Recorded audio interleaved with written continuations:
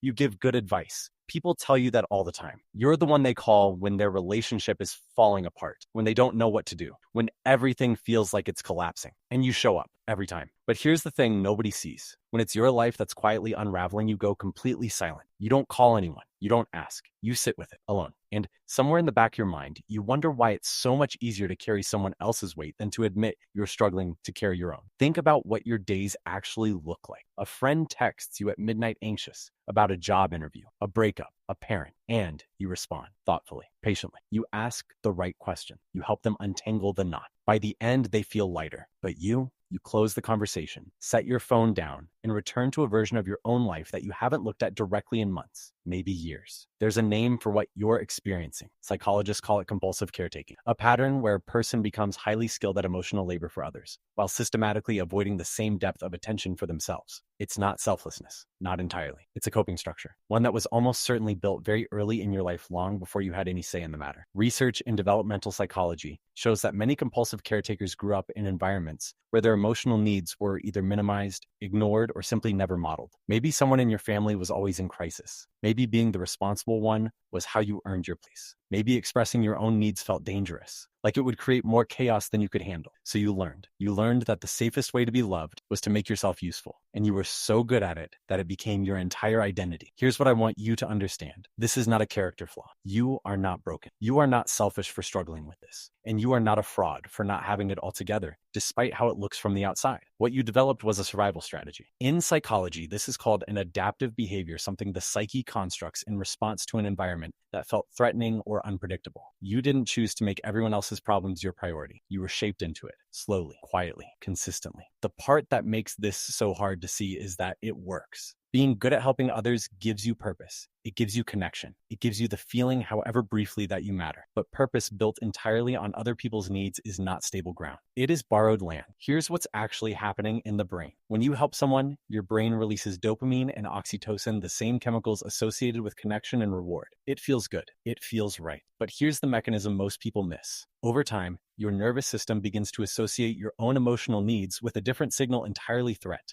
This is the legacy of what's called anxious attachment, or, in more extreme cases, what researchers identify as parentification, the experience of taking on emotional responsibility for others at an age when you were too young to carry it. When this happens repeatedly, the brain creates a deeply ingrained pattern. Think of it like a roadmap in the mind. The road toward helping others becomes a wide, smooth highway, familiar, safe, fast. But the road toward your own needs, it's barely a path, overgrown, hard to see. Not because it doesn't exist, but because you never practiced traveling it. In neuroscience terms, this is synaptic reinforcement. The neural pathways we use most become the ones our brain defaults to under stress. So when your life becomes difficult, your brain doesn't naturally route towards self-inquiry or self-care. It routes toward action, toward others, toward usefulness. Anything but sitting still with your own discomfort. And here's the quiet cost of that. Because you never learn to tolerate your own emotional discomfort, it doesn't disappear. It accumulates quietly in the background, like a tab left open that you never close. Until one day, the weight of it becomes too heavy to explain even to yourself. So how do you begin to change that? Not overnight, not with a list of habits, but with a slow, honest shift in how you relate to yourself. Here are 3 principles, each grounded in psychology. Principial Owen. Name the pattern before you try to fix it. The first step is an action. It's recognition. Research in cognitive behavioral therapy shows that naming a pattern, giving it language, activates the prefrontal cortex, the part of the brain responsible for perspective and regulation. Simply saying to yourself, I am redirecting towards someone else's problem because my own feels too uncomfortable, creates a small but significant pause between stimulus and response. You are not eliminating the impulse. You are observing it. That's how change begins. Principial de woe. Practice receiving without deflecting. There's a specific behavior that caretakers share when someone offers them care. A compliment, a check-in, a moment of genuine attention. They deflect it. They change the subject. They minimize. They say, I'm fine, before anyone finishes asking. Psychologist Harriet Lerner describes this as care deflection, a way of maintaining the caretaker role even when someone is trying to reverse it. The practice here is simple, but uncomfortable. When someone asks how you're doing, tell them something true.